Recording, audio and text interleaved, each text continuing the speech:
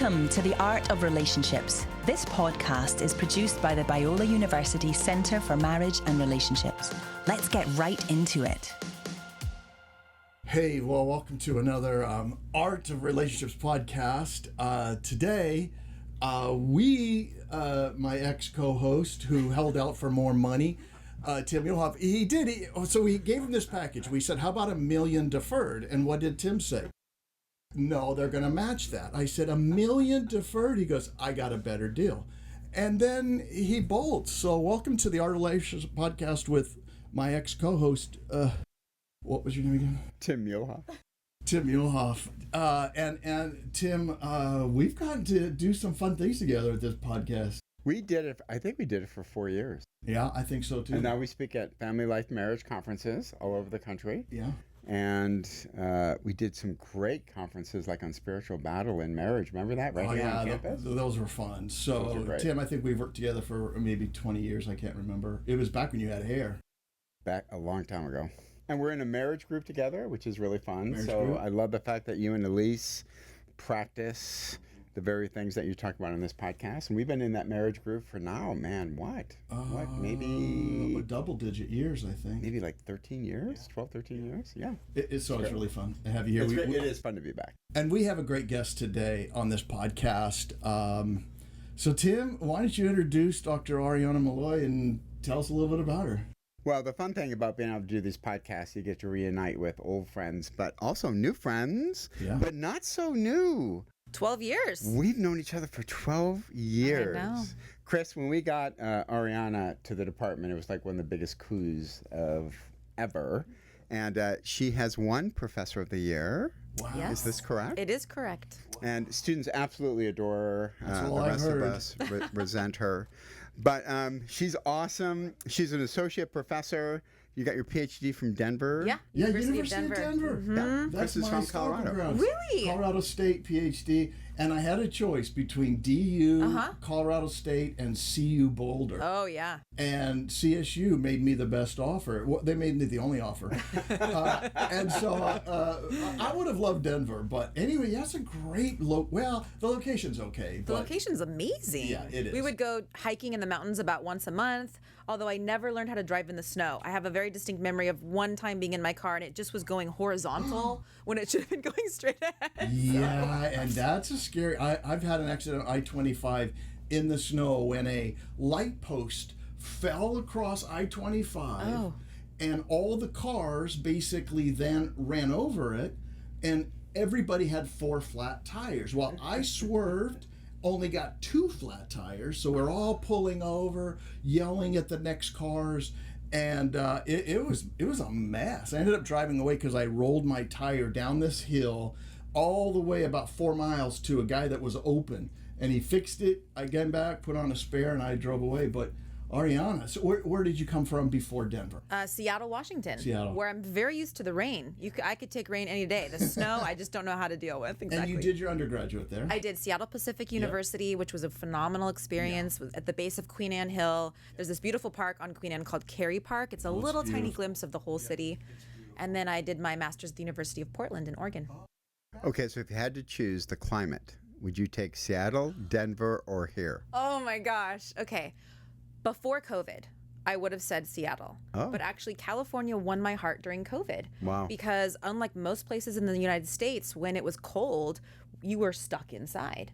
But here you could go to the beach and the park. We actually my husband and I did a beach and park pass in OC. And then we got really nerdy and rated the beaches and parks on a scale of 1 to 5, just because we needed something to do. So I do feel like the nature in Seattle, there's something about the way the clouds and the texture of the trees and the water, the smell even, there's something that elicits a deeper connection to the Holy Spirit. Yeah. No, that's cool. And so you've been at the university, at Biola University, for how long now? 12 years. 12 years. Professor of the Year award.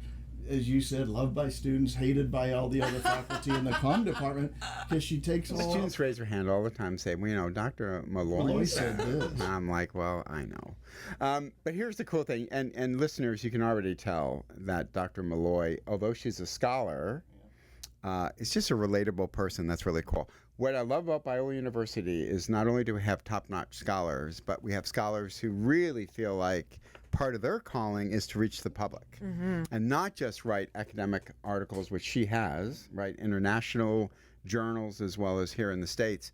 But she has a brand new book called Healthy Calling: From Toxic Burnout to Sustainable Work.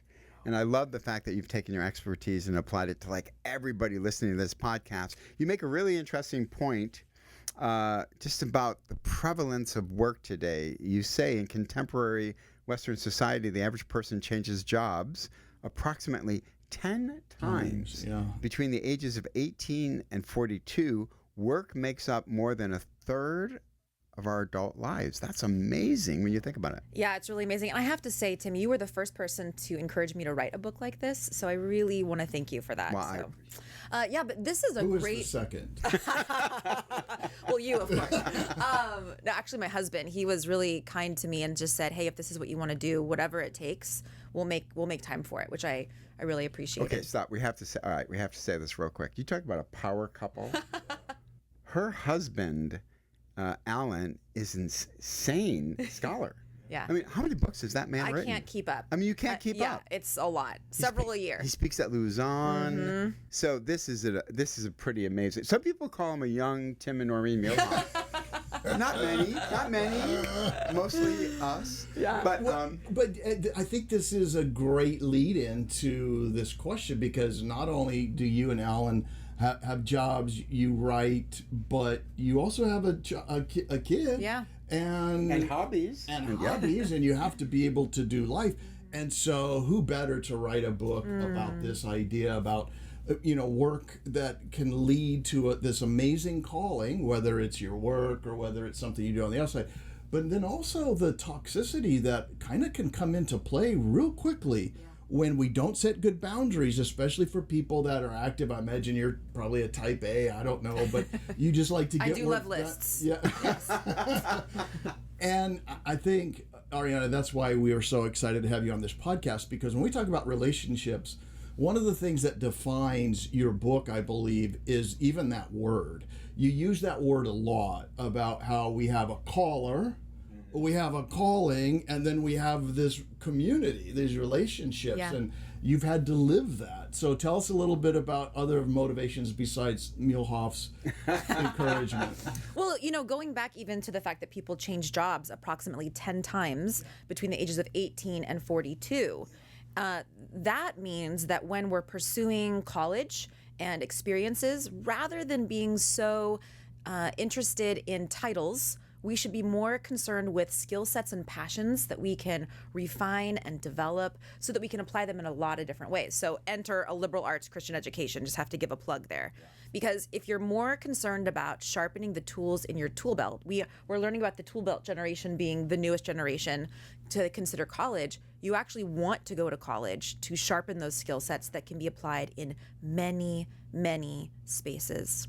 And then part of that is that you're not stuck if you end up not liking your job or you lose your job. If you have a tool belt full of tools and skills and you know yourself well, you can think, okay, how else could I envision applying the calling that God has for me in a different situation? Now, before we jump into the toolbox, we're both communication professors, but that almost is such a broad title. You're an organizational scholar. That's so right. Bring us up to speed a little bit on like what do you study, what classes do you teach, and then when did you get interested in this topic, like calling in the workplace? Yeah, so I'm an organizational communication professor, and that means that I study anything that's related to work and communication. So everyday communication in the workplace, things that happen, at the water cooler or in meetings, things that impact motivation, satisfaction, burnout, which we'll talk about in a minute, but even things like what to do with conflict in the workplace, or how do you manage two income versus one income households as it relates to work and personal life. And so I think I've always been fascinated because my parents have been exceptional models to me about how to navigate that well. At the dinner table when I was little, they would talk about their work, and they would even talk about my work as a student as work. So I always felt sort of legitimized in the work that I did. You tell a story sitting at that table in your book about the fact that your mom was like my wife. simply didn't have a sense of time. There's no kind of internal clock whatsoever, and Elisa's better at this. But I remember that story, and then your dad was like, I'm going to be at church or wherever we're going, and we're going to be 5 minutes early, if not we're late, right? And just navigating that relationally with two people that are busy and are different, right? And so people are simply different when they deal with work, when they deal with school, when they deal with all these extracurriculars. And some people can handle it, some people can't.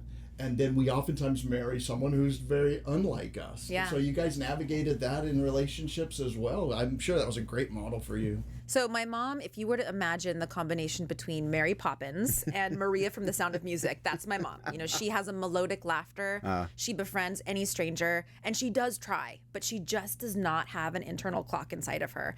And my dad is the most responsible, kind person who will have, you know, keys in hand, waiting by the door 5 minutes beforehand. So yeah, we learned to manage that. But I think this goes back to the concept of relationship as we think about calling. And this is where we can get off track really fast. If we get so consumed with our calling that we forget it's actually about relationship with the caller.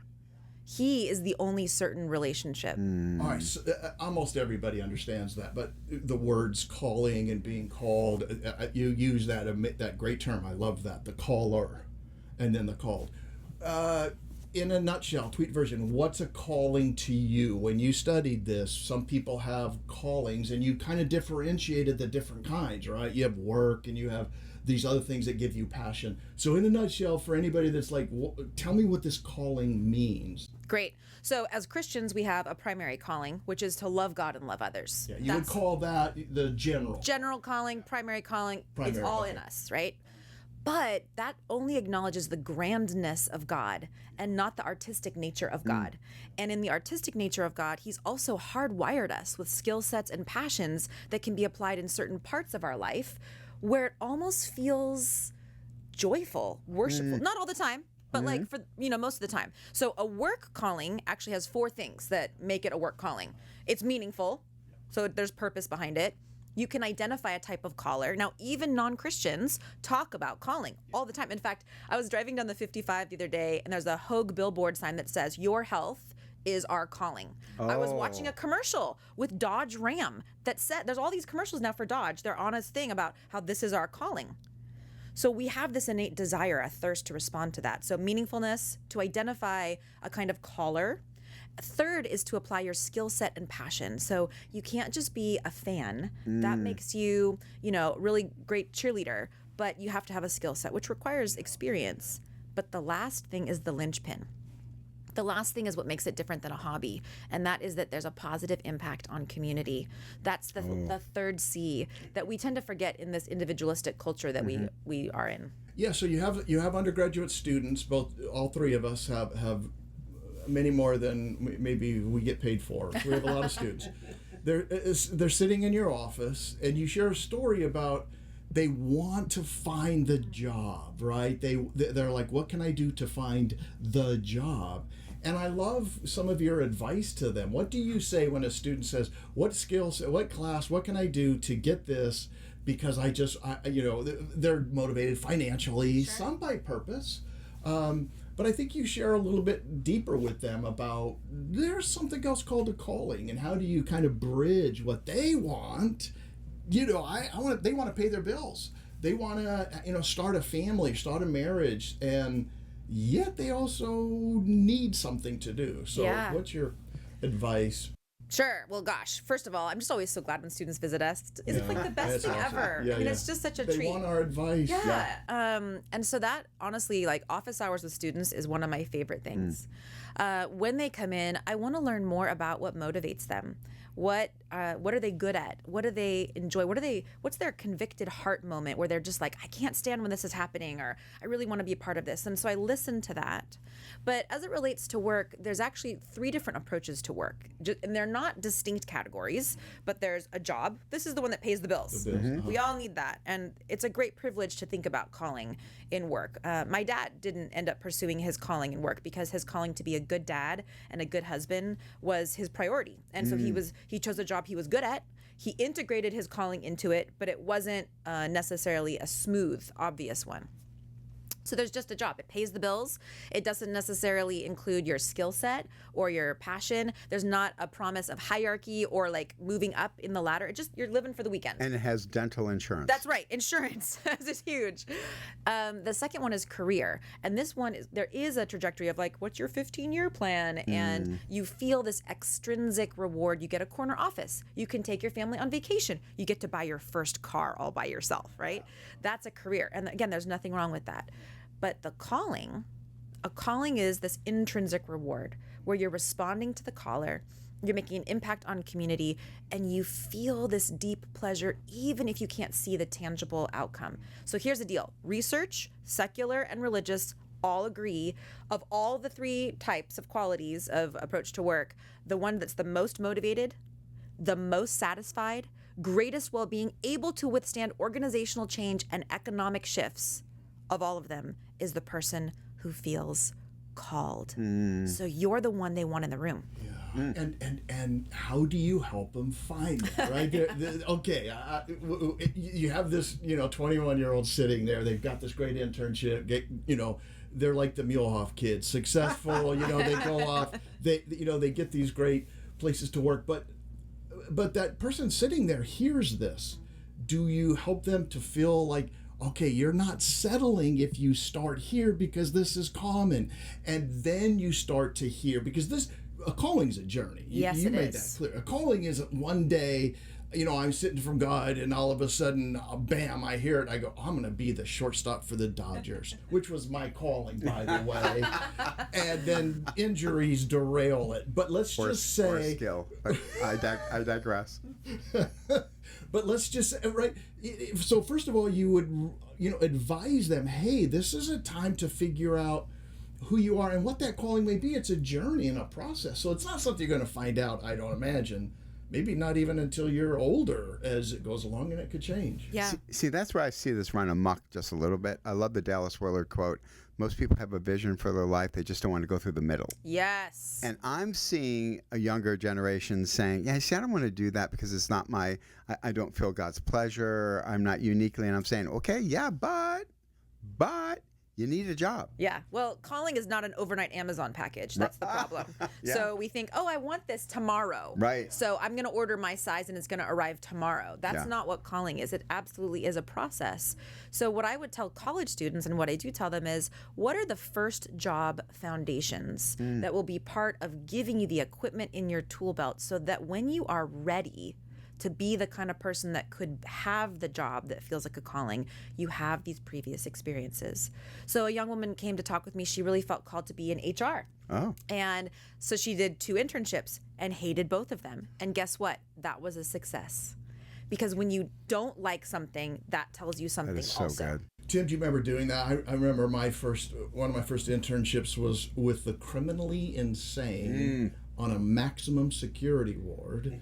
It was deeper and more secure than the most strongest federal penitentiary out there. In fact, they'd even exchange prisoners. And I knew immediately, Arianna, what I didn't want to do about on the 4th day of walking in, talking to a guy who thought he was Moses, first of all. And I'm like, Moses, huh? But he was shackled. And I'm thinking, you know what? I don't really think I'm going to reach Moseses of this world. I just don't. I'm not safe either. But that was a success because it helped me at the early stage go, yeah, my empathy in this area is strong, but I'm not sure I'm gifted or I have the emotional reserve. See, and this was so good about your book, Arianna, is I was on staff with the Campus Crusade for Christ crew. The senior man, which means you have the seniority on that campus, and then there's the campus director. And I love how you kind of say, let's go against cultural narratives a little bit, because you would have said to me, well, you want to be a campus director. Like you want to step into the top spot. And so our director kind of went on a sabbatical-ish. And so I hated it. Hated it. Why? All the administrative stuff that you had to do. And Chris, that's so great to just step back and say, okay, check that off the list. Even though you got a certain amount of strokes for being the person, And I just said that is not my skill set, nor is it. I didn't like it. And Tim, I think for you, I don't want to get too personal here, but you said this is nothing to do with my skill set. And therefore, I think what you said was, I'm going to have to marry someone who has that skill set. Because you married someone who has that skill set, right? I mean, we call Noreen. She I does. ask her sometimes my schedule. Hey, Noreen, where's Tim? She goes, what's my schedule, by the way, so today? funny. And so, But Arianna, isn't that true that we can get caught up in this the status of the culture means it should be the American dream, bigger and better, always progressing upward mobility. So how do you address that cultural backdrop that can mess us up? Really, really hard. And so again, going back to a college student, I asked them some questions. Do you want to have a job that has the skill set development that you're looking into, or do you want to be part of an organizational culture that you really can get behind? Because they're not always going to be the same thing. Yeah. So you could join an organizational culture, but be the person that, brings the coffee and runs the errands, but you're part of a group of people who, when you walk in the room, you feel the electricity. Chances are doors are going to open if you stick around in that place. Yeah. But the other side is true also. Maybe you choose a job where the company itself isn't something that gets you excited in the morning, but the things you get to do are pretty cool, and that will further develop your skill set. Again, if we get so distracted with a calling to fit the thirst we have for certainty, it turns into a type of idol rather than focusing on the caller, relationship with him. We're going to learn more about God when we have these work experiences. expand on that a little bit. How does a calling become an idol? And you discuss this in your book. I think it's important because there are some who almost take this to what you call this extreme level, which ultimately is one of the keys to burnout, or one of the ways in which you get to burnout. So kind of unpack that just briefly. So again, the people who feel the most excited to go to work and who make a positive difference for everyone else are the people who feel called. Again, either operating in their primary calling or have really locked into that specific calling of wow, I can't believe I get paid to do this. Yeah. But they're the most prone to burnout more than any other what group. going on? Yeah. Because they feel relationally obligated, relationally compelled. It's their responsibility to respond to the caller, to meet the needs they see that they can do. And if they don't do them, people could get hurt physically, mentally, emotionally, spiritually. I was speaking with some executives at a hospital recently, and actual life and death things can happen if you're not part of that. And so there's a tendency to overwork because you see the need and they're short-staffed. But we know the first thing that God called holy in the Bible is rest. Yeah. And so you also mentioned that these companies, though, that have that type of employee can oftentimes fall into this, this is great. This is great for my company. I got someone who will work overtime. And they get worked to death. And whether it's explicit or implicit manipulation, it's there, isn't it, as one of the problems. And how do you identify that? I guess you just say, I'm working too much and people expect me to. And it's God's kingdom, after all. I mean, we're furthering God's kingdom. I mean, I've had people come to me and say, I'm exhausted, I'm doing too much, and I've talked to my boss, and my boss said, well, we all have trials in this world. We should just pray about it. And it's danger, danger, danger. But actually, I think going back to what do we do about it, the first thing from a communication perspective is we name it. When you name something, it's easier to see the circumference of it. How big is this? What's going on here? So what that's called is boundary shaming. Boundary shaming is when you're being asked to do something that's beyond the work expectations you signed up for. And if you say no, you're being seen as not being part of the team, and you sort of suffer social capital. Yep. And that gets so complicated It does. at a Christian organization, a Christian university, because some people see it as this is literally furthering the kingdom of Jesus, and other people are like, no, it is a job. Like I can say no, and I'm not saying no to Jesus. Yes. I'm saying no to what the organization has asked me to do, and the answer is I'm putting boundaries. And I'm not going to cross those boundaries. It does make me less spiritual. And your work is not a marriage. Oh, It's not a elaborate marriage. on that. There's Elaborate. it's not a covenant. It's a commitment. Those are two different contract. things. Yeah. Yeah.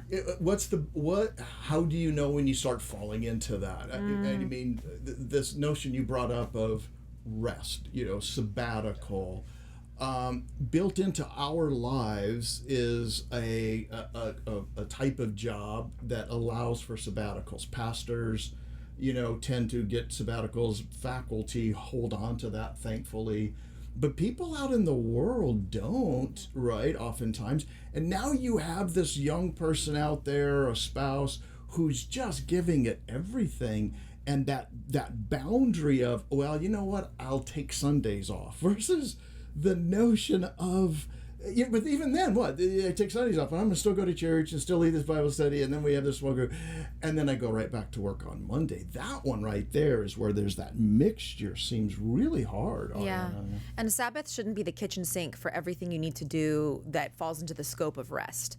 Again, Sabbath is a response to the caller that says, you own my time. I'm tithing my time. I'm stepping away from the tyranny of the urgent. And so there are a lot of single parents out there, or kids right out of college, adults right out of college, who don't have the luxury of maybe taking a whole day off. First of all, I'd say fight for it if you can. But if you can't, if you're working 3 jobs just to make ends meet, really, Sabbath isn't just about physical rest. It's about mental, emotional, and spiritual rest. And so at the end of the day, it's sacrificing our wants, our worries, and work to the Lord on a regular basis, so that when we start to strategize and think about the next project or task, we say, not today. Today, when I think about that, Lord, I give it to you. You are the author of time. I trust you. I will think about it tomorrow. Well, when it comes to money and marriage, we all want clarity and confidence, right? And especially unity with spouses, right? I think, Lisa, that's why we get to work personally with Colby Gilmore of Blue Trust. That's right. Colby Gilmore, along with other Blue Trust certified wealth strategists, offers personalized, biblically centered financial planning and investment management services, no matter what your income level is. Lisa, say that title twice. Blue Trust Certified Wealth Strategist. That's a tough one. I'm not sure I could. I know. So they do put clients' best interest first, and they don't sell financial products. I love that about them. Me too. And you know what? We highly recommend Colby Gilmore and Blue Trust for anyone looking for both financial unity with your spouse and opportunities to increase your wealth and your generosity. Yeah, so if you guys want to check out ronblue.com or reach out to Colby Gilmore at colby.gilmore@ronblue.com. That's colby.gilmore@ronblue.com. I think you guys will be glad you did.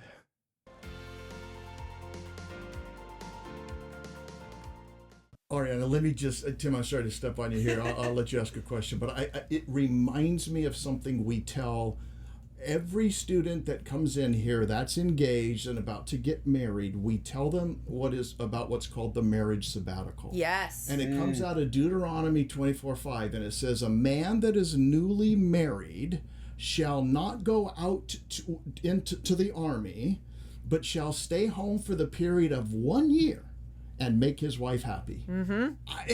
So it's called the marriage sabbatical, at least that's what we call it here, which means even in the Old Testament, these army guys would get married and they were not permitted to go out for the army for 1 year in order to stay home. And I love that. So here's what we tell, people that are tired, busy, and about to get married. We say, find something to cut out for 1 year while you're married. You don't lead Bible studies. You don't do extra work. You find something to cut out. Friends that, you still see, but you're not in a leadership position except for that which you absolutely have to do. And you use that time to strengthen this 1 year of foundation in your marriage. I mean, that's like goes back 2,000, 3,000, however long ago that was written, 4,000 years ago. I love that so very much. And we actually did that, my husband and I. We actually, because we're both J's on the Myers-Briggs and type A. So we had to say, if we said no to any one of these 5, then we wouldn't do it that first year of marriage. How far away is it? What else is happening the day before or the day after? Good, all of those things. And I love that. I didn't realize when I first got married how much work being newly married is. And I think in the same way, caring for the relationship with our caller is a sacred kind of work. Actually, a couple years ago, I realized I needed to have a pre-game strategy for Sabbath. So the day before Sabbath, I drive down to the beach. I'm lucky enough to live close enough. I drive down for 30 minutes. I go for a walk in silence, and I just listen to the waves. I look at the trees. I ask the Holy Spirit to enter my thoughts and my heart the day before, so that final push of working hard the day before, just to I pray. get my heart right. I love it. And That's great. I take some time to really recalibrate what happened this week. What am I proud of? What do I regret? Is there anything I need to go back and follow up with before the final push of work? Oh my gosh! Why Did we get on this topic? I don't know. Why? Tim Why and I did were, we make this? Tim and I were walking down the beach doing that one time, and all I heard was looking at the mansions on the beach, saying, "Why not me, God?" Why not me? All Why right, not so me? let me say this, because you've been such a great example on Sabbath. So I find the older I get, the worse I am. Wait, the worse on taking Sabbath. Because you now think, really I have like a productivity of maybe 10 years, 15 years, whatever. Now I've got that to-do list ready to go. And I could even rationalize and say that's all God-inspired to-do list. So I find that I'm worse at Sabbath because I feel like, man, I need to crank because the clock is ticking. Then you think about James, come now you who say today or tomorrow we'll go to such and such a city, do this while you weren't guaranteed anything. So what would you say, and this is probably going to become a counseling session, and do you take PayPal? 5, 4, 3, So what do you 2, say 1. to people who feel like, man, I'm in the sweet spot of my productivity and I'm cranking? It's not ours. Yeah. This work is not ours. It's a gift from God. It's manna. We thank him for it. And I think that, I love that. You accomplish so much, Tim. Like, you really are the role model of how to do this. In some ways, but some ways no. Some ways no, and I got the migraines to prove it. Well, but I think in terms of the way that you continue to dream and pursue your dreams, I really love that.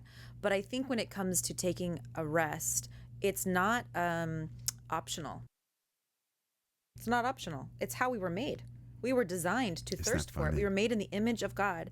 And so I would say that rest actually makes you more productive, although that's a happy consequence. That's not the reason to do it. Which is Stephen Covey's 7 Habits, Sharpen the Saw. Right. Remember that? You got to sharpen that, or you're going to do all the work and it won't be productive. I think because here's the deal. You cannot make a change in life if you do not have time to reflect. And you cannot have time to reflect if we're so busy all the time that we're in constant motion. We have to let things settle down and listen. Now, I will also say my husband and I rest wildly differently. So in our this is 3rd gonna year be of marriage, we were in Taiwan having high tea in a tall tower, visiting my mother-in-law, and we had this conversation. We were waiting for our food and we were drawing on napkins, and we were both talking about how we were trying to learn how to Sabbath together as a married couple, and it wasn't working. And we realized something. He feels rejuvenated. He can hear from the Lord when he's serving others and playing. He loves to play and he loves to serve others. I feel rejuvenated from the Lord when I'm quiet, contemplative, and in nature. Now, I love to serve, but it doesn't recharge me. I just know that it's like a good thing to do.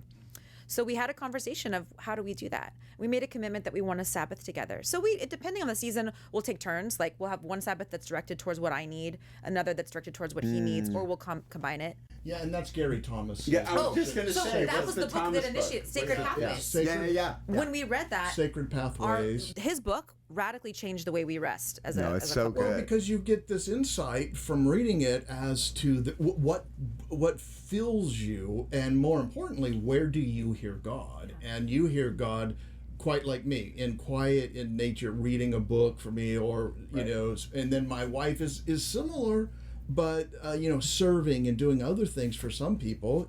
And so it was, I imagine, pretty transformative to realize, all right, now we see each other differently the way they want. And I'm going to imagine, like me, my goal at that point was to go, all right, I want my spouse to be able to hear from God. Yes. And so we need to plan differently. And she does, like you, we do that, we trade off. Yeah. Sometimes we're just quiet and hanging out, doing nothing. And then other times we're walking and talking with strangers and whatever. So go ahead. Oh, such a good message.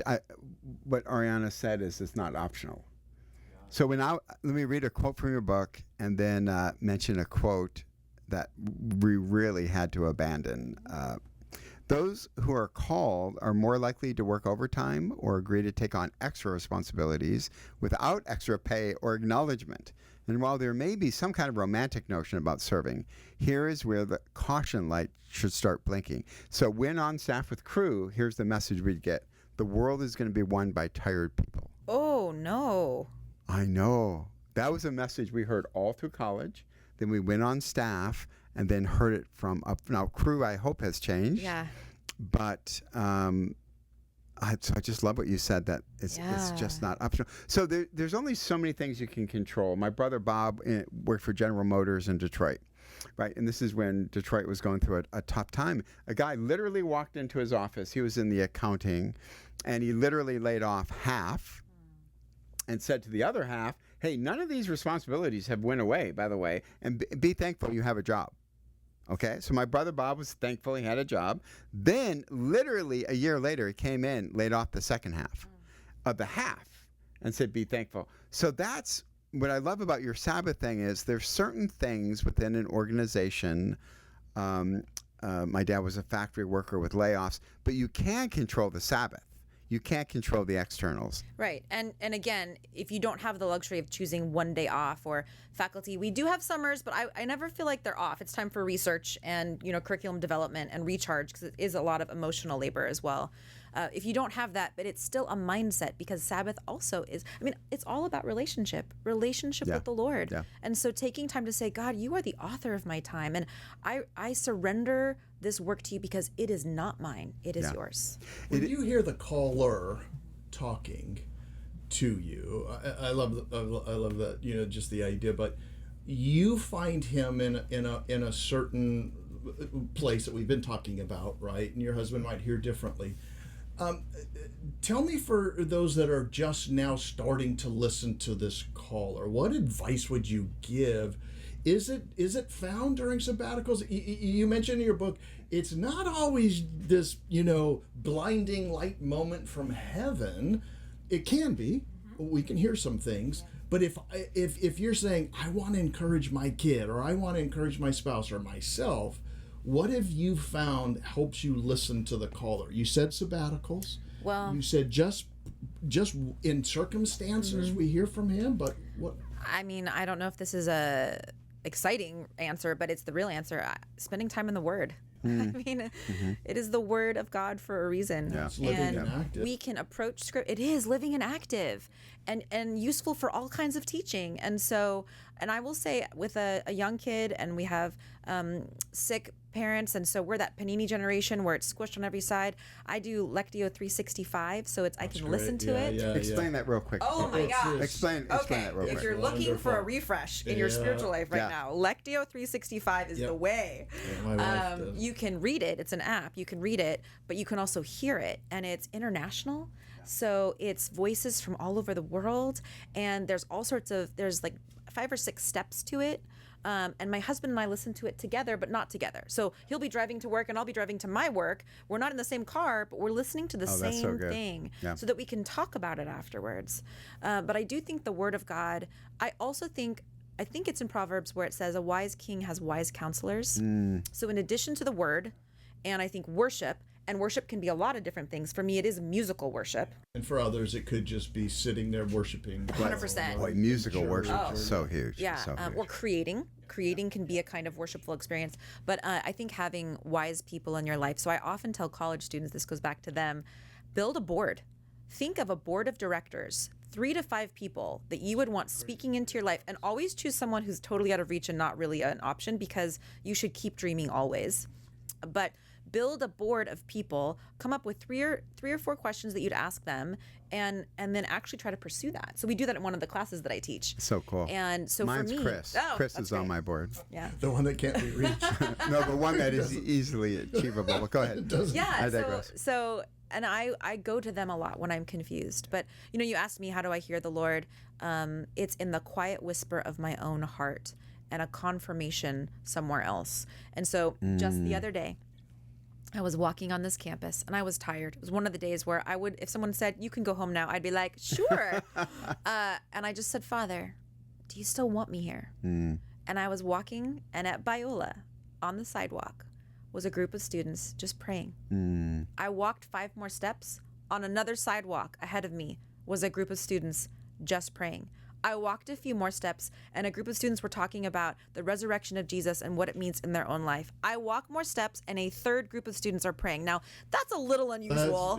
And we know that other things happen on every kind of campus that's not God-honoring, but I just felt this like, I have you here. That is so cool. And I could have missed it if I was on my phone or if I was distracted and multitasking. Which is another thing you talk about, being attentive and listening to your heart, which leads... one of the signs of burnout is the fact that you are not doing that. You're not just sabbatically, you're not paying attention, and you have other things happening. So really, you asked me earlier, like, how do you know when you're starting to get to burnout? So really, the genesis of burnout is sustained stress over a long period of time. So not finals week and not moving or a new relationship, but a long period of stress where stress becomes normalized. And from a communication perspective, 3 things happen. We start to withdraw. So we are no longer communicative to ourselves or others. That's a survival mechanism, which is actually not a bad thing. It's bad when we don't communicate to others that we're doing it. Oh, that's good. The second thing after withdrawal is we have reduced awareness. We're not paying attention to the cues of other people because we just have survival mode on. Got to get to the end, got to get to the end. So we pick up or we miss about 76% of the communication cues, which are all nonverbal. And the last thing is physical tension, anxiety, sweating, not sleeping, and all these things begin to take place and I we think I'm accept burned it. out. I'm sorry. I want to take a nap. Halfway through that, I'm like, holy cow. Arianna, listen, it parallels what happens when couples, when married people begin to drift apart. I mean, we almost say the same thing. There's these underlying deep feelings of anxiety. They don't figure it out, but they're also missing each other. That attentiveness is, I'm not seeing this person anymore. And when I do, I either interpret them wrongly or more negative than they think. But if I even notice them at all, it's probably them doing something wrong. So I love that idea. It's this attention. You know, we share a lot in common. I'm a social psychologist, PhD, who studied IO psych and had that as kind of a little minor in there. And this happens then not just in this work world that you're talking about. It happens in relationships, and these are all in context. But it's so interesting how that, we could use another term, and we could say couples that drift apart are experiencing levels of burnout. You imagine it's the same thing, right? They are missing each other. They are having these other kind of underlying emotions that are just not being heard or expressed. Yeah. And I love how your book gives some great ways of overcoming it. And that book is Healthy Calling, From Toxic Burnout to Sustainable Work. Yeah, and show it on the camera there, Timmy. Absolutely. And love the cover, by the way. Yeah, Tim, you've been reading it, and you guys have been colleagues, and I know you've been thinking about this. Some other things struck you from her book that I know you wanted to talk about as well. We've covered a lot of this. Well, I think, I have a son who's in the midst of all this. He's a lawyer in Dallas with a high, well-respected, high-energy law firm. And I'll be honest with you, the kid's making money hand over fist. That's great. Like they did premarital counseling, and they did like finances, and I just said, hey, how you doing finances? Oh my gosh.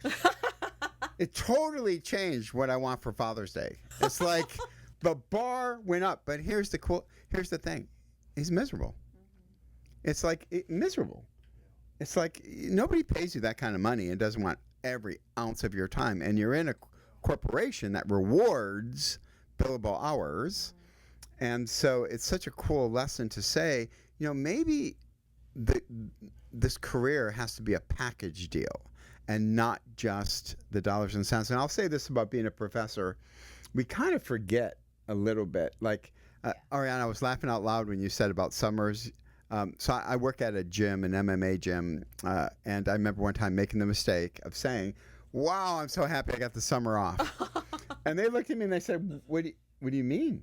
I said, well, I'm a professor, and so I don't teach. And they're like, what?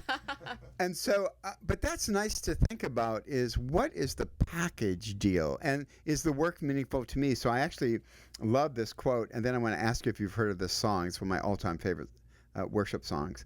The formation and development of calling is like an iceberg. A considerable amount of the process is below the surface. This matters because the work we do, the work that feels like a calling, may not always be seen by others. It may not always be measurable. So do you remember Caedmon's Call? Oh, love. Yeah. Love Yeah. Caedmon's Call. They had a song called Bus Driver. Do you remember? So Bus Driver is this amazing song about a guy who drives a bus, but every single person who comes on the bus in the song, he tells you their story. Oh, wow. Oh, like, oh, this is Mrs. Johnson who's going to go care for her ailing mother. Oh, this is Mr. Smith who's working so they can pay for the college. And he knows everybody, and his job is to transport them. So I love that this bus driver, and again, we go back to Augustine when he talks about eudaimonia flourishing. He said it really is, I'm deriving not just pleasure from this, because again, we could play Call of Duty 24/7, but he says I'm serving a greater purpose of the community, and I love that part of your book to say, listen, it's not just about us and the American dream. Part of this work calling thing has to do with the second great commandment and the community. Yeah, absolutely.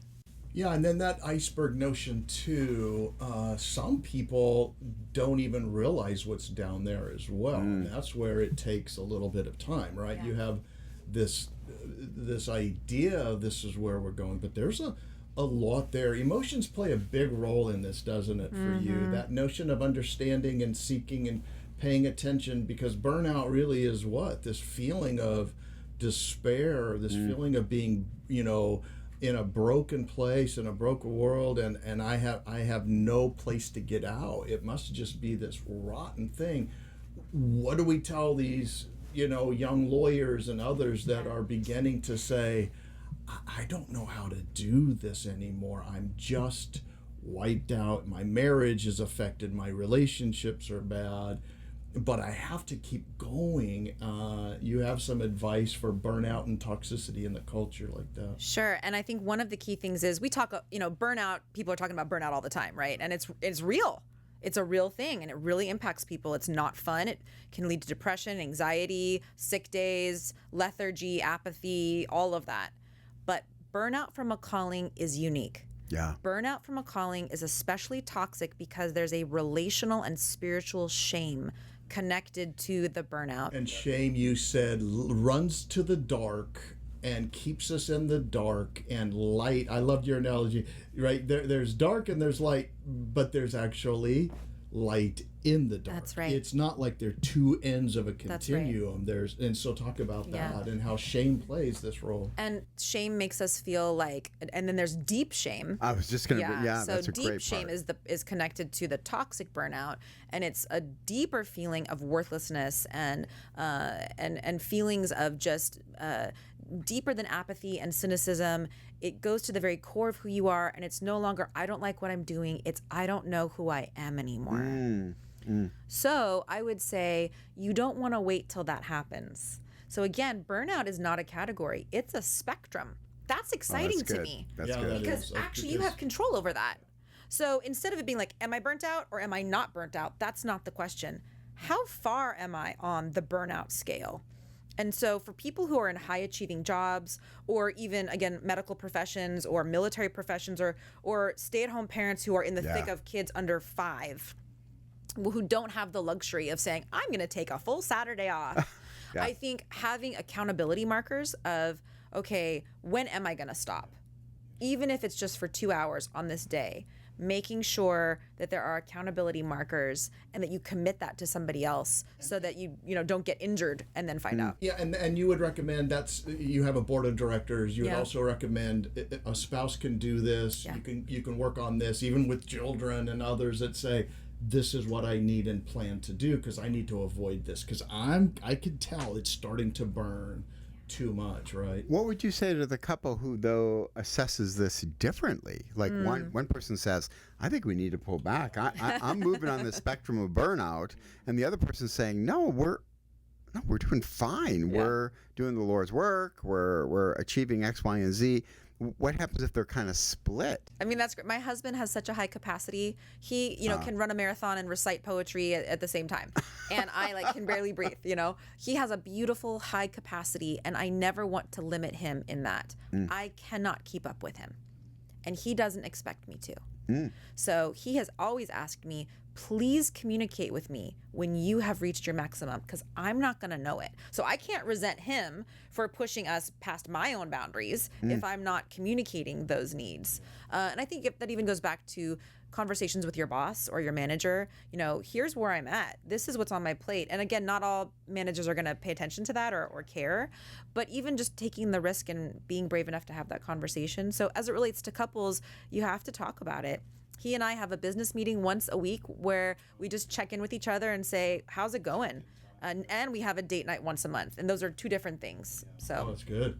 Yeah, we recommend date nights, on a regular basis. So thanks for pushing that, right? Whether it's weekly, monthly. But I love the business meeting check-in, and you guys have a purpose for that. And that is, what's your heart? How are you doing? Where are you at, right? What's life? Are you overwhelmed here? Are you underwhelmed? We speak at Family Life Marriage Conferences, and couples will literally say, this is the first time in 5 years we have been away from the kids. We've gotten away. So they're not having that weekly. And the cool thing is you can have that with the kids asleep. Oh, yeah. You can have that by swapping out with a good friend. Hey, you babysit the kids, we'll babysit. So there's got to be creative ways to do this. But I love the idea of checking in with each other and saying, hey, I think we're doing okay. I think we're doing good. And that's when you get that look from your wife or your husband where it's like, what's your PhD in? Because, and so that's those great moments of saying, yeah. So listen, the book is called Healthy Calling, From Toxic Burnout to Sustainable Work. It's InterVarsity Press. Thank you so much for taking the time. And it's not easy writing a book. No, it is. It's like having a baby. So I can say that. I mean, it's, different, but it's similar. But thank you because you're wanting to minister to the community. And that's what I love, is that you had that eye on, I want to get this in the hands of people who won't necessarily read academic journals. But so thank you. And by the way, let me just mention this about the book that I think is just really cool about the book, is it's not just about work calling. You have beautiful sections of questions and prayers that end each chapter. And I thought that was a really nice mix of, hey, there's a spiritual component in this, and you want to grease those rails a little bit to get us to move in that direction. So, Healthy Calling, From Toxic Burnout to Sustainable Work, by Dr. Arianna Molloy. And Arianna, we appreciate it. We value that. You know what it is? It's also a model. I mean, this is your passion. This is your work. This is your ministry. But you show how to do that in your life, which we got to hear a little bit here today. And that makes this book even better, because it's not like, oh, here's what you should be doing while my life is falling apart. And we know that because, again, your ability and your work here and your just reputation of being available to students to talk and mentor and be with while still doing all these other wonderful things. Your June and July must be packed with writing. I couldn't imagine. And how can listeners find you outside the book? Sure. I have a website, ariannamolloy.com, and there's a lot of different resources there. I do consulting on the side as well. And I will say two final things. When I wrote this book, I prayed over every page, and I especially thought of the people reading it. And the last thing I would say is, this is not about perfection. Any relationship is messy. So I'm still figuring it out. I have not perfected this. I'm figuring it out. Which is great, because so is Chris, to be honest with you. Chris will continue to figure this out at the break and as we move along throughout the next year. Hey, it's fun to be back. Yeah, it was kind of fun to come back. It is. It's been fun. Thank you for joining us. It was my pleasure. Thank you. And we will probably see you again on this real soon, because there's a lot more to cover. Tim, thanks for coming and joining us as well. It's fun to be back. Dr. Molloy, we appreciate it. All right, y'all. See you. We're very glad you joined us for today's podcast. For more resources on marriage and healthy relationships, please visit our website at cmr.biola.edu. We'll see you next time on The Art of Relationships.